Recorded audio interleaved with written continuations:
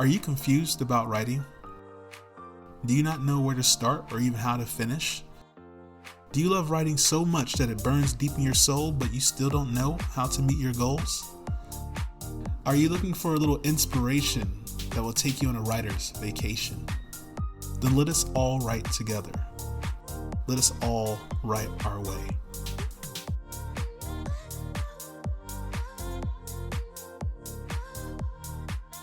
Hello, welcome my friends. Welcome to Write Our Way. For those of you who don't know me, my name is Patrick Starks, and I'm going to be your host as usual.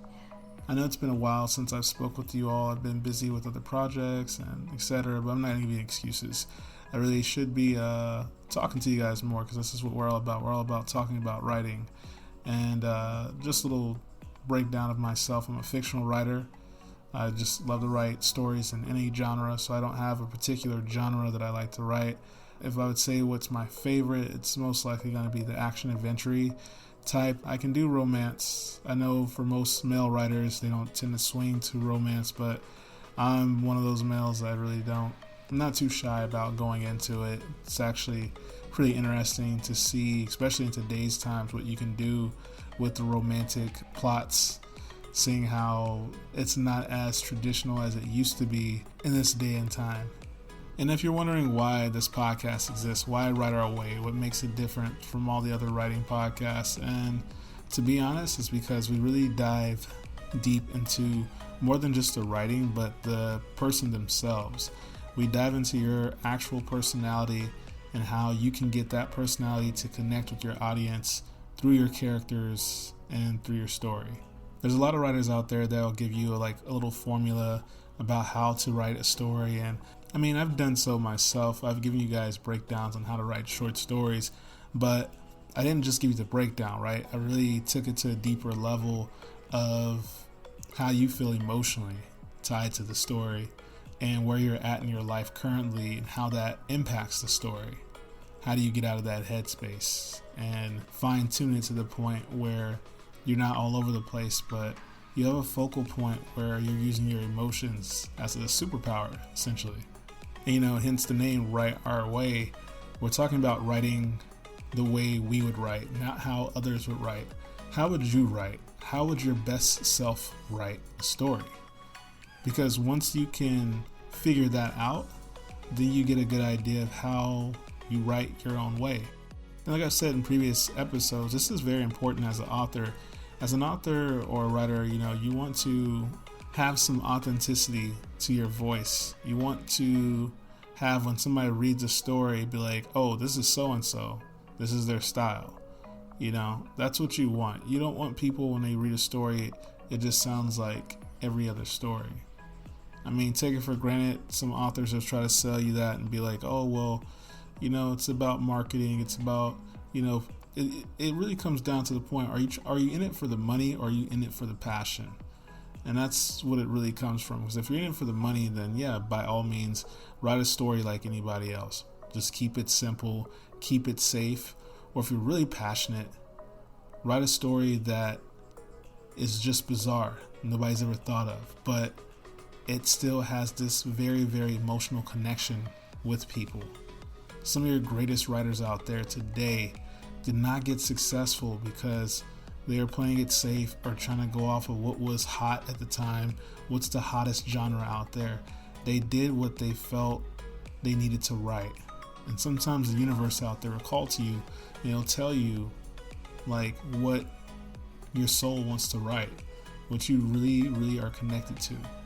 And so I think we as human beings tend to stride away from stuff like that sometimes because we might not be courageous enough or bold enough. I mean, I don't know. I wouldn't have the answer for that. But honestly, if I could give any piece of advice, I would say be true to yourself. Don't be afraid to show people who you are. And that was one of the tips that I learned from Neil Gaiman, actually. One of my favorite authors was this courage to be willing to show yourself to the world, because I think as an author, and especially when inspiring to be a great writer, you have to be willing to show a little of yourself, because people will know how you are as a person through your stories.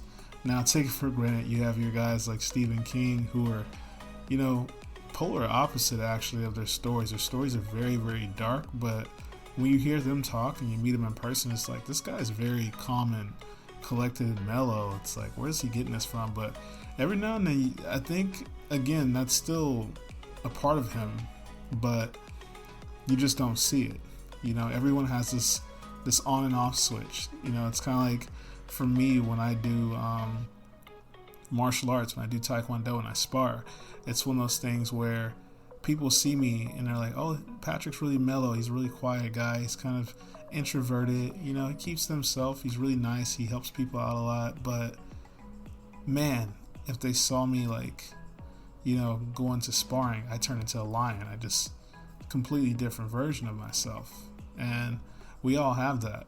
And another thing I'd probably add to that was like when I was choreographing, when I was doing contemporary hip hop and jazz dance, and I used to teach these schools, and they just look at me like, wow, this guy is like really, really good. Like, we knew he was good, but we didn't think he was that good. And for such a quiet, mellow guy, like, this is insane that this is coming out of him. So just going back to what I was saying about showing who you are, we as writers have to be willing to turn on that switch. But this kind of leads me to what this episode is all about. We're here to talk about collaboration. Me and my brother were talking about this, and sometimes I think we as artists, we tend to try to do everything by ourselves, and especially in the beginning, we definitely do this. But in some ways we have to. We don't have the money or the funds to actually, get that type of support like a normal business would. However, that's when you need to seek what I would call mutual collaboration. And what I mean by that is collaborations where both people benefit. For instance, for me, I'm working on getting this book published finally, and I needed a book cover. And me being the illustrator myself, I could have designed this by myself, but I just didn't have the time. I'm too busy trying to edit and make sure there's no grammatical errors in my story and really prep it for my readers to be really, really satisfied with the results. And so what I did was I collaborated with an artist friend of mine, and she's really, really great at doing illustrations. And she's going back to school, and she needed something for her portfolio, something to add to her portfolio. And so what I've done is I said, okay, then how about I let you do this book design for me, and you can take the credit and you can use it as your portfolio, which this is something we both agreed on. Now, I know some of you guys are thinking, oh, well, what about the royalties of the book? Would she get royalties from the book design? And honestly, that's when you as a writer have to decide whether you want to pay the designer up front or let them have a percentage of the royalties. But I'd honestly rather pay them up front. You just never know how big it is. I think off the bat, you should just pay them for the overall design so that you own it. But this all depends on how close you really are with this person. For me, fortunately, I'm very close with this friend of mine, and so it would be for free. However, I'm gonna pay them just because I just, starving artists. I always want to pay artists. I don't ever want to be that person that doesn't pay artists, because I know how it feels to be the starving artist. So I definitely want to pay her for her services. So that's something I am definitely going to do. And so now, just going back to this talk on collaboration, I'm sure a lot of you guys are wondering, well, what's the difference between networking and the collaboration I'm talking about? Well, my friends, that's a good question. And the flat out truth is it's a difference again between money and just a mutual collaboration where artists are trying to help out other artists. I'm going to be honest. I don't care what anybody says. Networking, most of the time, is always going to have to do with money. Somebody's always going to want some type of financial benefit off of it. So when you network, keep in mind that there will be some money that will need to be shared. There will be contracts written. But for mutual collaborations, it's just like two friends just trying to make a major project happen, like an indie game or something that they had in mind. And so they're both going to just hash out it. You know, look at Bill Gates and the group that he started with to start Microsoft. I mean, do we honestly think that any of those guys were like, well, how much are you going to pay me? Or how much are you going to pay him? Those guys were even thinking about that. They were just thinking about, we're going to make the most amazing thing happen for the world. We're about to change the world with this design, and we're happy to be a part of it. And that's what that mutual collaboration is all about. Now, I'm going to go down the ladder here because I know you guys are all, I know where that negativity goes. I know for some people it goes far left. They've heard a lot of stories. So I know a lot of people are going to say, well, what if you get screwed? Look what happened with Mark Zuckerberg, how he screwed his friends and blah, blah, blah, blah. And I'm just like, well, choose your friends wisely. That's all I can tell you. I mean, I can't make any promises that you won't, but that's why you should really be careful about who you invest things with. Keep your circle tight and trustworthy, and you won't have to worry about that. It's almost like you guys have to all have the same morals and foundation, It's like dating. It's like you can't put a Christian person with an atheist. It's like it doesn't work because there's going to be some conflict, major conflict, because one person believes the other person doesn't, and that's just not going to work because Lord forbid they have a kid. Then it's like, well, what are we going to teach the kid? Is the kid going to be taught to believe, or the kid is going to be taught to not believe? And that's where the conflict happens. And the same thing applies to not just relationships, it applies to business as well. So you have to make sure that everyone is on the same page and everyone has the same mindset. Everyone is reaching for the same goal. And this collaboration can go even deeper. It doesn't necessarily have to be book designs. It can also be your actual writing. Take, for example, well-known author James Patterson. Now, he has been known for writing really, really incredible books, but if you notice on his books, he does a lot of collaborations with well-known authors.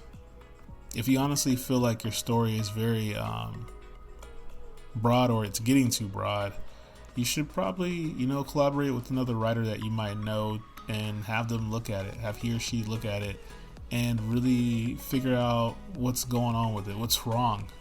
Maybe they have something that they can add to it. Maybe they have something that they can change about it that will elevate it to where it needs to really be.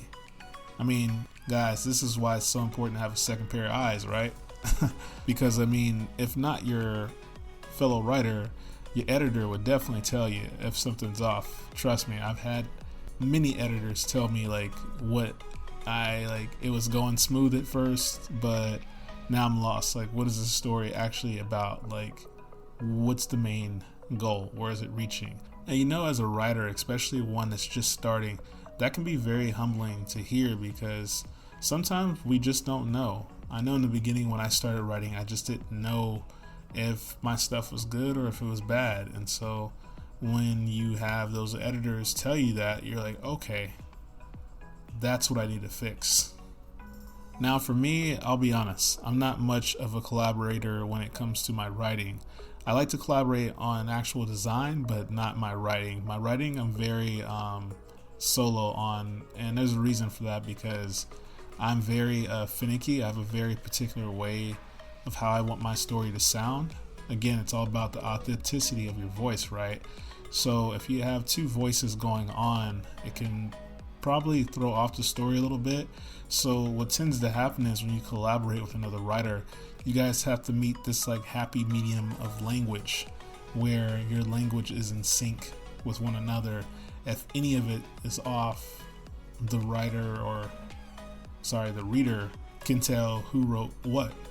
And that's what you don't want. You don't want them knowing who wrote what when it comes to those collaborating stories. Because no one's trying to stand out, right? It's a partnership. And so I'll admit it, I'm a little selfish. I like to stand out. I like to have that authenticity. I want my readers to know that that was me who wrote that, every bit of it. Again, doing these collaborations might not be for everyone, but it is an option if you feel like you're just stuck and you've been stuck a few years in a book and you need some assistance. But before you get that other fellow writer to jump in on the project with you, I would highly recommend having your editor look over it with you so you can get a better idea of what's going on with it. Because it might not be too bad. It might just be like a small thing you need to fix. But all in all, before I wrap this episode up, I'd like to thank you all for your support and for being part of the Write Our Way family. And for those of you who are new, if you like what you're hearing and you like what you've heard so far, please subscribe to the podcast so you can keep being updated on any new episodes that are coming out. And I promise you guys that I will be doing more episodes. It's something I have been slacking on for a few weeks, but I will get back into the motion again. So don't you worry, you will be hearing plenty of episodes coming soon.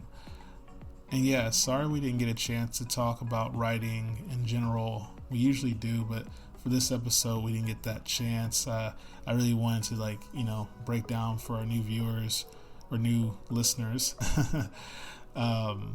what the podcast was all about, and I really wanted to share my thoughts on collaboration because I think it's really needed. And I think we just put too much on ourselves sometimes, so don't be stressing yourself out. You want to be able to write and write calmly, not stressed. You want to be in the mood to write those amazing stories I know you all have. I know you got them, so stop hiding them. Show yourself. Don't be shy. Again, like I've always told you guys, the writing community is very friendly. Readers are very friendly. No one's going to be, too much of a jerk critic. The worst thing I've seen from stories is that, it had some grammatical errors and whatnot. So those are like the little things to watch out for. I've never really seen too many reviews on books where people just said, this was horrible. This is offensive to me. This needs to come down. Like, books are usually... stories are usually pretty safe, especially for those of you who want to, again, explore your authenticity and be as rare of an artist as you want to be. But you know it, guys. Stay tuned for the next episode. We're definitely going to dive back into the wonderful beauties of writing. As always, love you all. Stay safe out there and become a child again. Imagine, my friends. See you soon.